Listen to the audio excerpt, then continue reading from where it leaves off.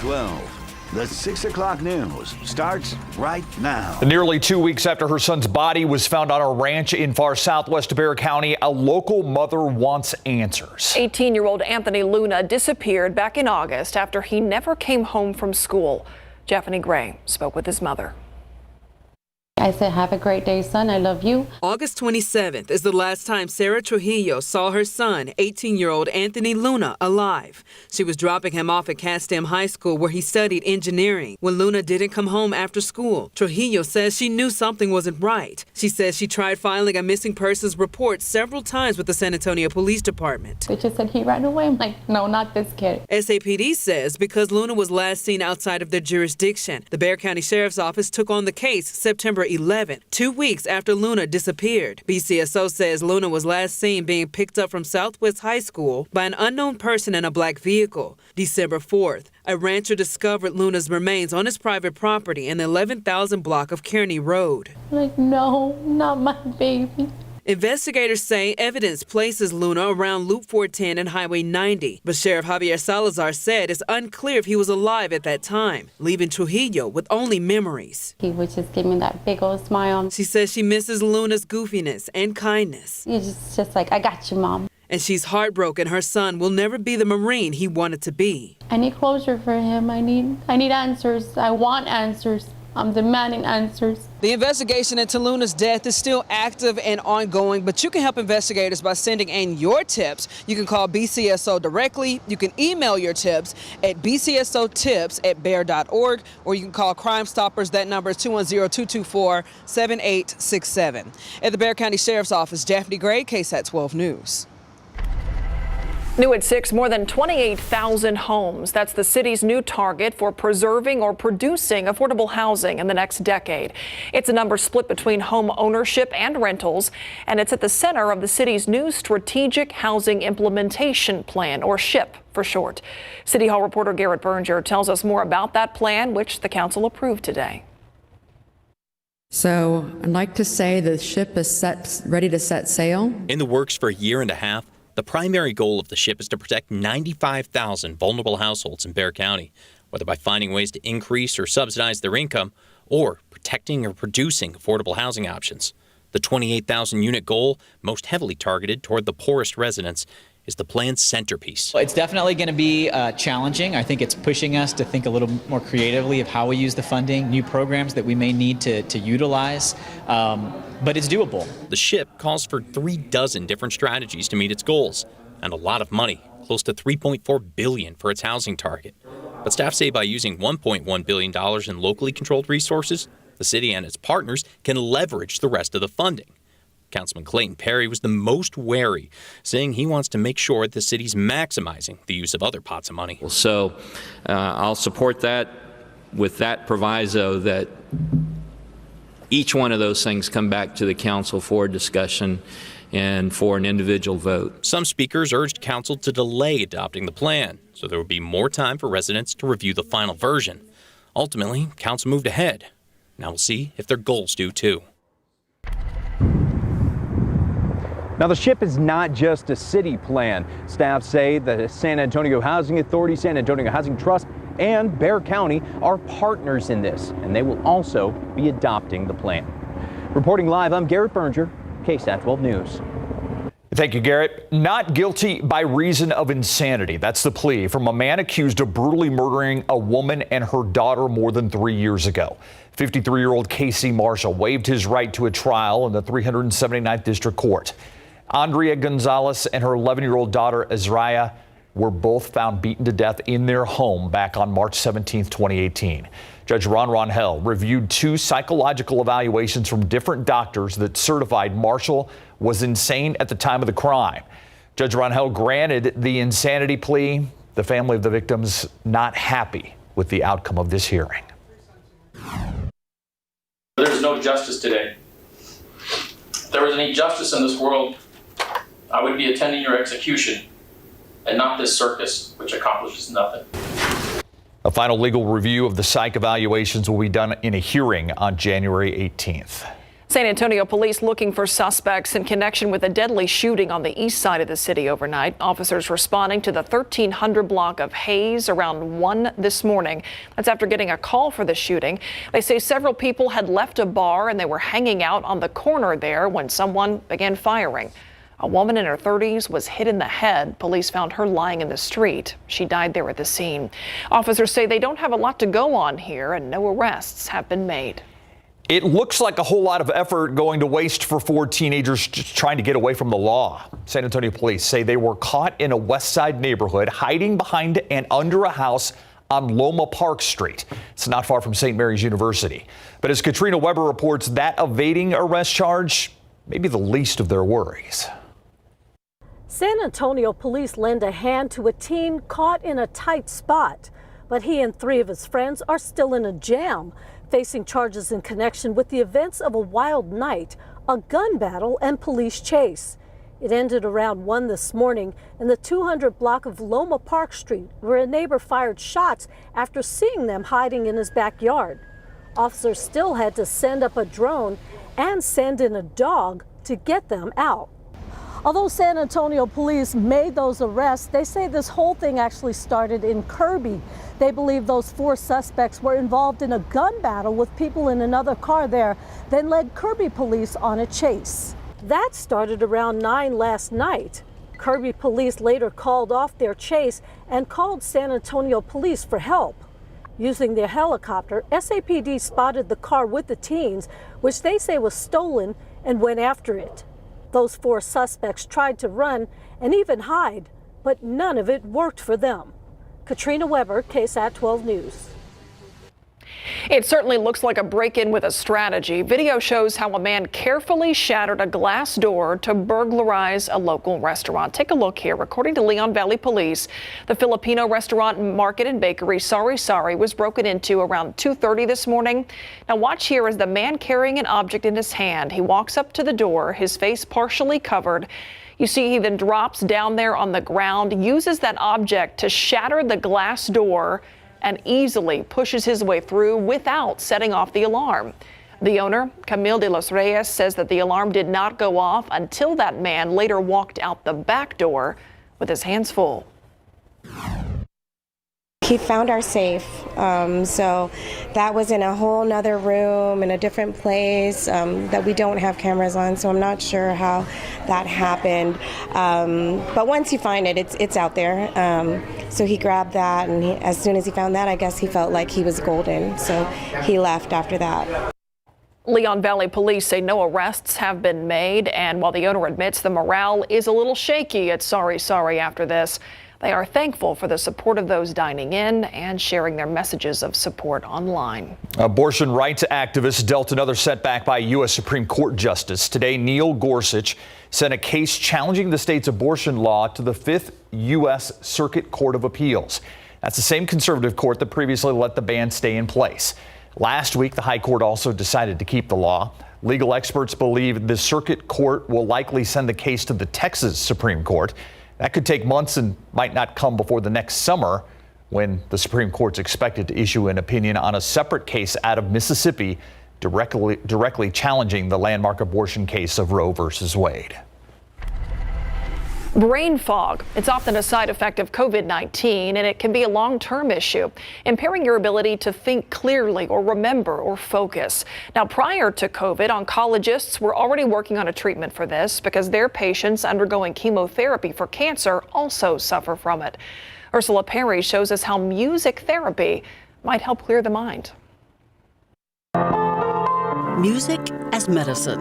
It's been used to calm anxious patients, but what about using music to improve brain function or cognition? Feeling small. On the plus side, it's a therapy that patients could do on their own. I wanted an app that could allow patients to express their musical ability. Scientists at the University of Cincinnati developed ARMCAN active receptive music for cancer patients. Researchers designed the app for patients to use 2 ways. First, they can stream the music to enjoy the music they love, but the app also allows patients to actively participate, making their own music. So in other words, to have musical tones where you could overlay genres and create your own music track. Patients are assigned to a group that either listens to music or creates the music, and they do that activity for 15 minutes every day. So these technologies are sort of in a way helping the rewiring and exercising areas of the brain that normally wouldn't do it. The researchers have begun randomized trials using breast cancer survivors who are experiencing that brain fog. They're going to take a look at surveys and MRIs and see exactly how the brain changes with music therapy. Ursula Perry, KSAT 12 News. Take a live look outside right now, 76 degrees, and we're stuck in this pattern for the last few days. At least for a little while longer. Yeah. Yeah, an unseasonably warm pattern with record challenging high temperatures. Today we made it up to 80 degrees, which is just a degree shy of the record for the day. Aquifer, no change, still about 5 feet below average, but this is important. Mountain Cedar, high with a count of 8,200. And I expect the Mountain Cedar count to climb a little bit and spike this weekend because of a northerly wind that kicks in on Saturday. So prepare for elevated cedar counts in the days ahead. Mold moderate, by the way, at 560. Temperatures right now into the 70s for most of us. I mean, Bandera 72, 78 Seguin, 76 Divine, 77 in San Antonio, and not a big temperature drop tonight. We'll be down near 70 at midnight and then pretty much holding steady there through tomorrow morning. The big changes come on Saturday. We'll talk about how much cooler it's going to get, how the winds pick up, and even our rainfall potential in just a bit.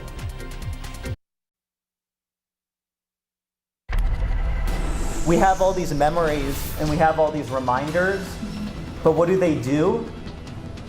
It reminds us that we don't want memories. We want my dad. A San Antonio family shattered. Dr. Najee Kairuz was killed by a drunk driver 3 years ago. This year, that driver sentenced to prison, a sentence that won't bring this family's loved one back. Tonight, I sit down with the Kairuz family to talk about the painful loss and whether they feel justice was served.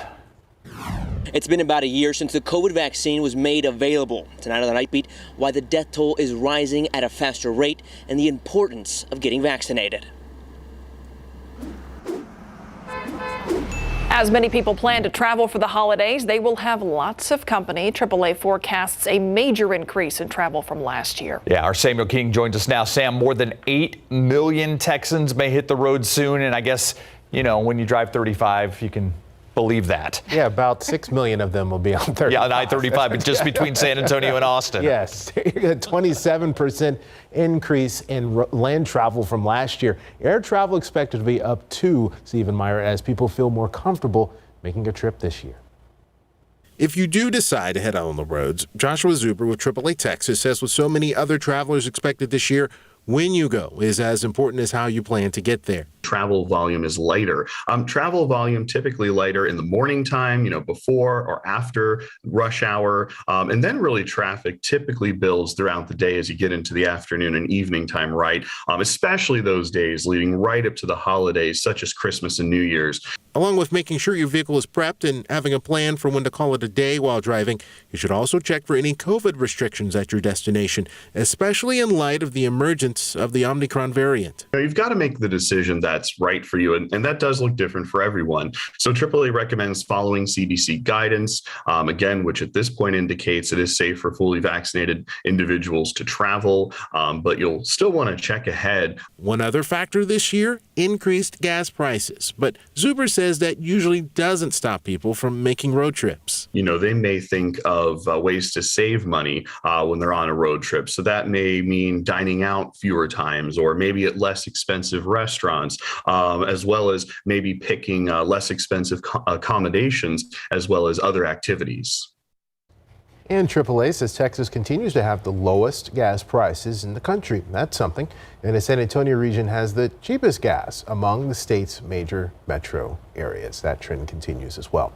As for traffic this evening, this is I-35. We were talking about that earlier. This is downtown, and you're seeing some of the traffic there. The upper level is just a TransGuide view at Brooklyn. So taking a look at 35 inside Loop 410, still 25 minutes from the northeast side into downtown, only 12 minutes heading northbound. And then south of downtown, things looking okay here. 14 minutes heading to Loop 410 on the southwest side, 12 minutes coming inbound. Taking a wider look at the area, some issues here and there, including on 37. One just came through. Also watching this situation on I-10 as a stalled vehicle has blocked a couple of lanes here. So that's why you see that gap there in the coverage there of our road trackers. Hopefully that gets cleared up soon. So if you're traveling on I-10, just keep that in mind. That's I-10 westbound heading out toward 1604 and toward Bernie. But again, this is 35 downtown, taking a quick look at things. Otherwise, things are pretty busy, as we've noticed this week, sort of people heading out and about before the holidays, guys. All right, thanks, Samuel. Let's take a look outside with Sky 12. They've been giving us a view of all the lights around town, and tonight they are over the San Antonio Zoo, the zoo lights. Yeah, that's wild. The San Antonio Zoo lit up. I don't think we've ever seen the zoo from this angle before. No, I don't think so. I was down in the zoo lights the other night. The pink trees, they are my favorite. Okay. Yeah. Good to know. In case you're wondering. And the humidity's still with us, Adam. Did we set a record today? We had a record warm, low temperature. Okay. So it was and we still have to wait till midnight to verify this, but so far we do have a record warm, low temperature for the day. Our high, we missed it by 1 degree, 80 degrees. Our high temperature, the record, 81, and that was set back in 1980. Look at high temperatures elsewhere. 87 Cotulla, Pleasanton 86, Gonzales and New Braunfels 83. Those were some of the warmer locations. High temperatures are going to take a huge hit in the days ahead. Tomorrow it's more of the same, right up near 80. By Saturday, most of the day will be spent in the lower 50s to right near 50 degrees, and that's as warm as we'll get as we get on into Sunday. So big temperature swing on the way, and it's all going to be happening on Saturday morning. So let's get right to it and also talk about our rain chances. I know it's not ideal timing for some beneficial rain, being Saturday and all, especially as we approach Christmas. People have events, parties, things going on, but we are anticipating some good beneficial rain. We've had a few of those little isolated showers closer to the Gulf Coastline and along the coastal plain earlier today. But what I want to point out with our water vapor imagery is these white and purple colors indicating deeper moisture in the atmosphere coming in from the Pacific. It's a conveyor belt of moisture right now, currently in the form of some higher clouds up above us. But combine this with an upper level disturbance dropping in from the western U.S. and a cold front here at the ground, we're going to squeeze out that moisture. So right now there's this big upper level dip in the flow in the western U.S. In turn, more much needed moisture for parts of the western United States, especially California. This is going to drop farther to the south, help kick the cold front through on Saturday, and all combined together give us the likelihood of areas of rain and fairly widespread rain on Saturday. Tomorrow, it's more of the same. Just the low clouds in the morning, a few peaks of sunshine into the afternoon, a 10% chance of a few showers because of those little sprinkles here and there. But then we get into Saturday, and even before sunrise up in the hill country, Edwards Plateau, a few showers and storms moving in. Cold front hits us later in the morning. With it, the likelihood of some widespread showers and thunderstorms, the best chance being between 8 a.m. and 3 p.m. We could still see some thereafter, but right now the way it looks is 8 a.m. to 3 p.m. is the most likely time frame. Also, temperatures taking a big hit in that time frame. 8 a.m. 70 degrees, by noon will be 52, and the wind is going to spike on Saturday as well. We could see sustained winds between 20 and 30 miles per hour and gusts up to about 45. So let's talk temperatures again. Today was near 80 degrees. No big change tomorrow. Notice farther to the north of us, it was cooler. There's actually a cold front, a stationary front right now, draped across the state, closer to I-20. We're on the warm side of that one. We're going to stay on the warm side. 83 currently in Cotulla, meanwhile 77 San Antonio, New Braunfels. And we have the mugginess in place. Dew points well into the 60s. That's going to change by Saturday. So as we go through tomorrow, 68 in the morning, near 80 for the high temperature. If we get a little more sun than anticipated, we could easily hit the high of 82. And basically everywhere except the hill country, we should be at or above 80 degrees tomorrow. You get into Stone Oak, maybe 79, Bernie 77, Timberwood Park 77, the high. Big changes Saturday. Remember the rain, a few thunderstorms, especially 8 a.m. to about 3 p.m. We'll be fine-tuning that timing, and we could see a quick 1.5 inches of rain within some of the downpours. And then Sunday, cool, near 50. some late day and nighttime scattered showers. The 80s are gone for a while. They are. Say goodbye. Thank goodness. Thanks, Adam. All right, so he has decided he will not play in the bowl game. As a matter of fact, he's not even playing his senior year. We're talking about UTSA star running back Larry. Yes, and Sim McCormick will declare for the NFL draft. He said that is his intention, but he will travel with UTSA football to their bowl game because he's going to be there to support his teammates. Coming up, we'll have more on Sin leaving for the NFL. Plus, what does Jeff Traylor like about his 2 Central Catholic offensive linemen that he signed yesterday? Coming up.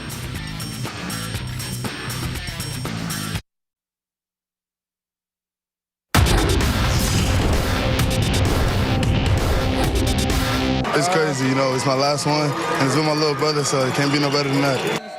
Doug and Dalton Brooks are the heart and soul of the Shiner football team, and they made sure the Comanches won back-to-back state titles, sending senior Doug out on a high note in big board sports. UTSA running back Sincere McCormick plans to enter the upcoming NFL draft. He tweeted his announcement around 4 this afternoon. He will forego his senior season, skip the Roadrunners' upcoming bowl game, but he will travel to Frisco to support his teammates. The Judson alum holds 20 school records, including career rushing yards with 3,929, 34 rushing touchdowns, and 100-yard games with 18. He will enter the 2022 NFL Draft along with his former Judson teammate, Aggie star defender DeMarvin Leal. Yesterday, UTSA football had 13 student athletes on the first day of the early signing period. 10 are from Texas, including 2 from Central Catholic High School and offensive lineman Ben Rios and DeAndre Marshall. Coach Traylor knows he signed 2 good ones. Size and character, IQ, came to count, really wanted to be here. Just very loyal to the 210. They're very much about UTSA, and we're excited about both those young men. Coach said he can still sign up to 7 more players. Judson High School alum Mark Soto is expected to be named the Rockets' new head football coach tonight at a meeting of the Judson ISD Board of Trustees. Soto, who graduated from Judson in 1991, spent the last 2 seasons as head football coach at Johnson High School, where he went 19-3. Now, Soto played for Judson under Judson head coach D.W. Rutledge and was an assistant coach under Jim Rackley. Shiner standing on top of the UIL Class 2A Division I world after beating Hawley 47-12 last night at AT&T Stadium in Arlington. Back-to-back state champs for the Comanches. Doug Brooks was named title game offensive MVP with 16 carries for 210 yards and 2 touchdowns. His brother Dalton had 31 carries for 196 yards and 3 touchdowns. And their teammate Eli Frick was named championship game defensive MVP. Doug and Dalton won it again, sending the senior Doug out as a state champion. Falls City came up short in the 2A D2 title game this morning, falling to Stratford 39-27. The Battling Beavers led 7-0, 14-7, and 21-13 at halftime. They tied the game at 27 all in the first play of the fourth quarter here, but they were shut out the rest of the way. Beavers' Luke Schaefer earned defensive game MVP with a game best 16.5 tackles. The Spurs lost to Charlotte 131-115 last night to wrap up their 5-game homestand 2-3. The Spurs never led and trailed the Hornets by as many as 21. Gordon Hayward dropped 41 points on the Silver and Black, and Charlotte outshot the Spurs from downtown 18 three-pointers to 12. Now the Spurs will hit the road for 4 straight, but not before studying the loss to see what they can do better. We're going to watch the film, and we just got to learn from it and grow from it. A lot of mistakes. I think we can control a lot of things that happen out there. So watch the film, learn, take it, and try to get better and get after it on the road. Spurs will start off that 4-game road trip tomorrow night at the Utah Jazz. That's 8 o'clock in Salt Lake City. Tough way to start the road trip. Indeed. In Utah. Yeah. Thanks, Larry. Our KSAT Q&A with Dr. Ruth Berggren up next. News late this afternoon on COVID-19 vaccines that might catch the attention of millions of people. The CDC saying the Johnson & Johnson vaccine not the preferred vaccine now out of the 3 that are available out there. We have Dr. Ruth Berggren joining us today to talk about that and more, infectious disease specialist, of course, with the Long School of Medicine at UT Health San Antonio. Dr. Berggren, so explain this for us, because we've known from the beginning that the Johnson & Johnson shot not as effective against COVID-19 when it comes to Moderna and Pfizer. But what does this not preferred decision mean? Well, so the data have continued to be monitored, and there's an accrual of information, and we're now told that the incidence of a very serious kind of blood clot from the Johnson & Johnson vaccine is around 3.8 per 1 million vaccine doses. So this, together with the fact that a single Johnson & Johnson vaccine is not sufficient to protect against the Omicron variant, certainly, has led to suggestions that people should preferentially seek one of the mRNA vaccines. So if you are a Johnson & Johnson vaccinee, and if it's been more than 2 months since you got your first shot, you're probably best off seeking out a Moderna or a Pfizer as a booster, and you should get it soon. So it would just be one additional shot is the preferred method from here. If you have Johnson & Johnson, you don't have to go through the whole regimen with the 2 shots with Moderna and Pfizer. For now. For now. Okay. now.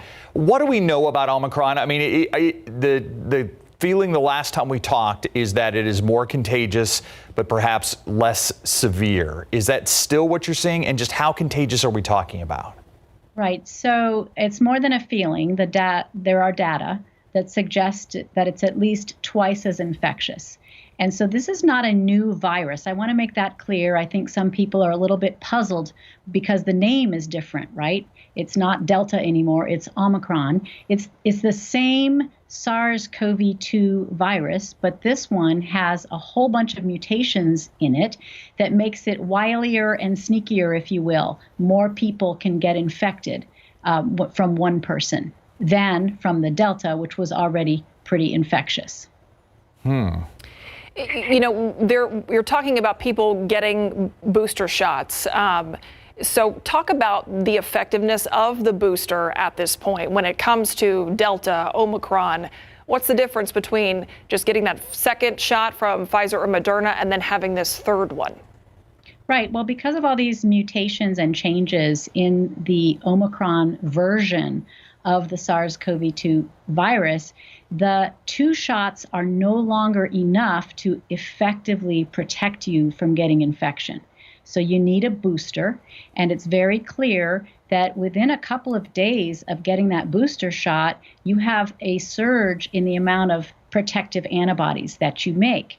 And full protection, or the full impact of the booster, usually takes probably 10 to 14 days. But data like is being shown on the graph now show us that the people who are boosted start to show that they're protected several days after their booster. And you can see that blue line shows people who are boosted, and you see the line is kind of flat and it's not going up. That means cases aren't happening in that boosted group. Whereas in the red line, those are people who weren't boosted, and over time you see cases go up.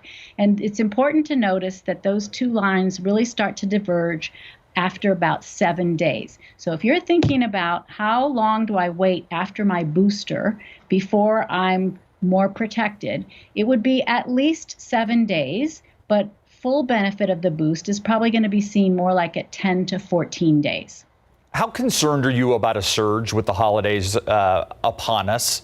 How concerned are you about that? And did we see anything for Thanksgiving? Doesn't seem like we did.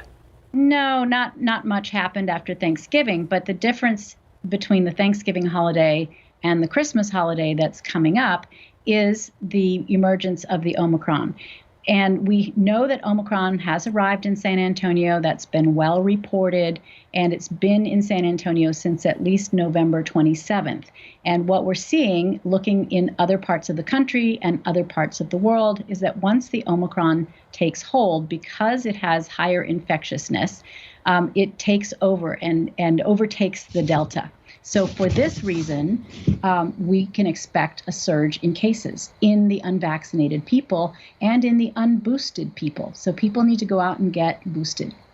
You know, for the people who have received the Johnson & Johnson shot or people who have not gotten any vaccination whatsoever, they may hear this news about the Johnson & Johnson shot today, and that may raise further questions for them about the safety of these vaccines. And we're telling people to go get boosted. So what is your message to people in terms of framing the news today from the CDC, but also the need for that booster? Well, I would like to encourage people to have some confidence in the fact that all of us are watching these data very carefully, and there's transparency here. We're telling people when we have updated information, and it's looking more and more like the mRNA vaccines are a better choice. So rather than say, I'm frightened of any vaccine because of this new information about the Johnson & Johnson, one should say, well, isn't it great? The scientific method works. We have new data. It looks like there's a way to make a more informed choice, and let's go after the vaccines that we know reduce our risk of infection, hospitalization, and death, and which have an incredibly growing and excellent track record of safety, with over 7 billion people on the planet having gotten a dose of COVID-19 vaccine at this point. Dr. Berger, I want to talk about what you've been seeing with the pop-up clinics. A lot more kids are getting out of school now for the break. There's a lot going on. And also, I know there's a special event that's going to be happening at Travis Park that you want to talk about. Yes, well, I think there's a bit of good news there. We are seeing a real uptick in attendance at our mobile vaccine pop-up clinics. I was at an event earlier this week, and we vaccinated 48 people, which is certainly above our average. And seeing 5 to 11-year-olds that are stepping up along with their moms and dads and their peers. And I think a lot of adults would do well to follow the examples of the 5 to 11-year-olds who are coming in and getting protected.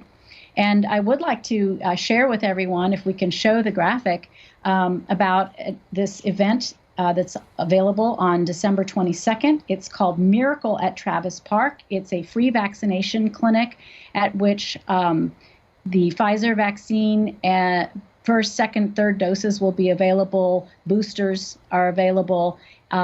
Adults and children, and influenza vaccine as well. And all of this is free. Not only are the vaccines free, there will be Spurs promotional giveaways.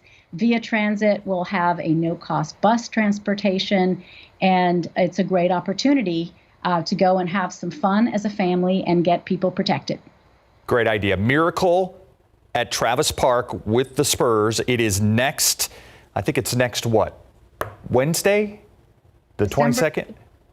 December 22nd, 10 a.m. to 5 p.m. All the information right there, and it looks like you can find it on the city's website as well. Dr. Ruth Berggren, always appreciate you being here. Thank you. Glad to be with you. We'll be right back.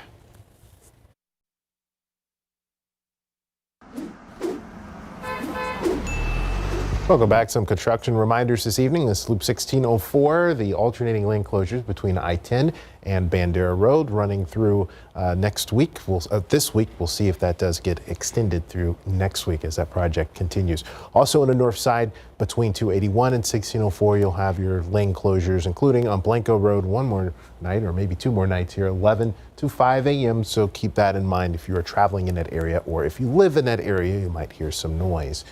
20 minutes now between 281 and I-10, 11 minutes the other way, eastbound, westbound, seeing those delays. Also seeing some delays on I-10 inside of Loop 410, 19 minutes now to downtown, only 5 minutes the other way. That gives you an idea of the delays. And this is a look downtown. This is just coming in here, 35 on the upper level. So you see some activity there. Literally, they just moved the camera there. So before it was showing traffic, but now they're showing what's going on here. So keep that in mind if you are traveling downtown this evening, guys. Okay, thank you, Samuel. Look outside with live cam, 76 degrees out there, mid-70s, mid-December. It doesn't add up.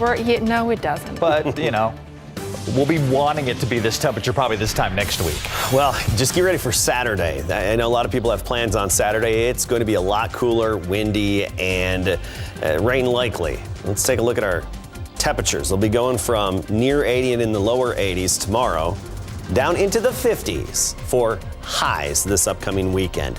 We're going to talk more about it, and especially the winds, what you can expect, and rainfall coming right up.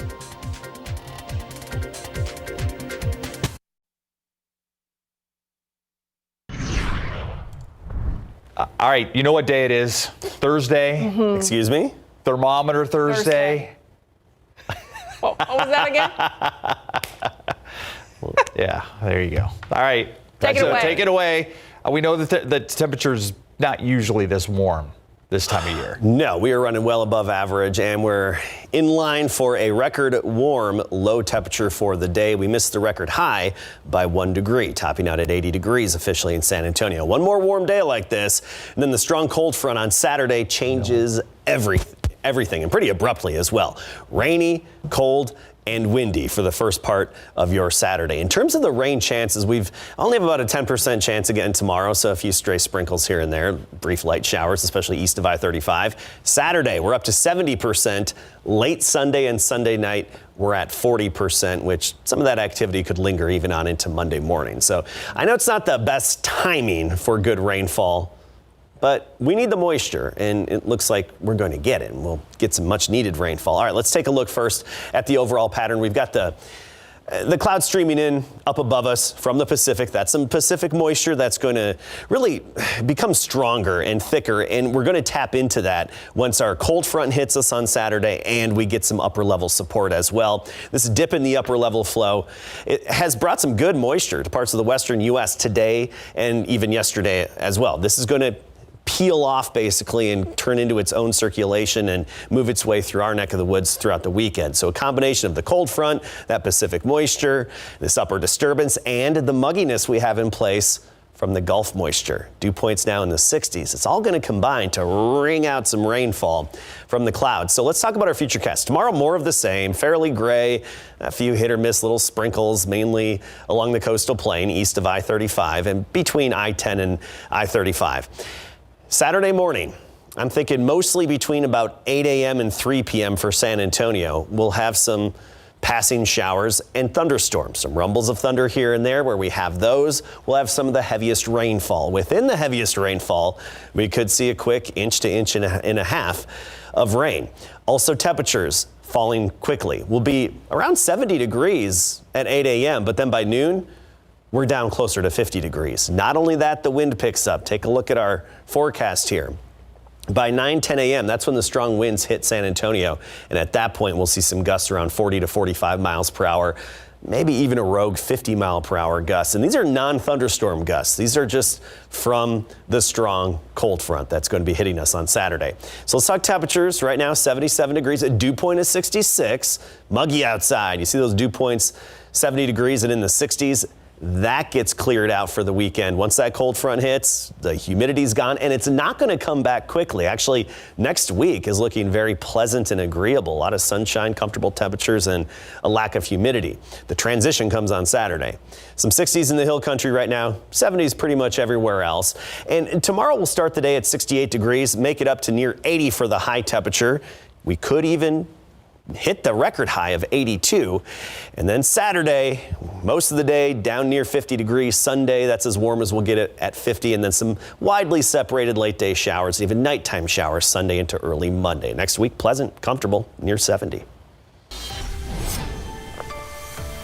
We're a little short on time here. I got to keep it quick. But recently, with the thermometer ornaments that I'm giving away, 2 a day, right? Every day between Thanksgiving and about Christmas Eve this year, I was able to muster up a little help. You see, there's a lot that goes into this process. What you're seeing here is one of the final touches to the thermometers. After engraving, you got to take off the protective film. My parents were in town. My mom even got involved on helping me with my thermometers. This is the very first time my mom has helped me with thermometers, and so it was a pleasure to have her here. And of course, my dad was here as well. He's not pictured because he was doing something else and not exactly helping. And of course, a couple of the kids helping out as well. And I want to point out, you can go back to that. Go to KSAT.com/thermometer and you can enter the drawing. Just click on that banner on top and then it takes you to a page that's how you actually enter. You scroll down and you type in your info there. So can they get a special one that's like, Adam's mom signed or something? Mama Cassie. She's into knitting hats. Well, I remember that, but I just thought maybe, she could sign one and then you could get it'd be like a collector's edition. Collector's edition. Yeah. You'd love to. Yeah. I like it. Yeah. Remember the thermometer? Thermometer. Yep. Love it. idea. Yep. Love it. Idea. We got to go somewhere with that. We'll be right back.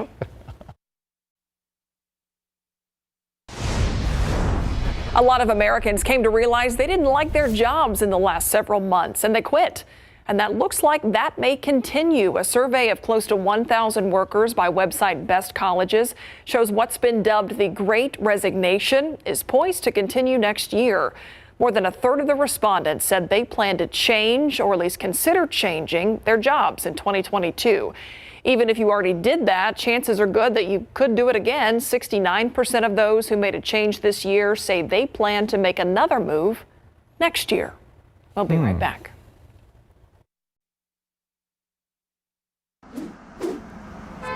Areas like 281 improving, still some delays on 1604, and also some issues in downtown San Antonio right now on 35. You're seeing some slowdowns there. Also still some on I-10 approaching downtown. We were telling you about this just a few minutes ago. Now this is confirmed as a crash there. This is 35 at Brooklyn and McCullough. So keep that in mind if you are traveling downtown this evening, Stephen Meyer. Yeah, it's going to cause a big traffic backup. We'll see you tonight on the Night Beat at 10. Have a good evening.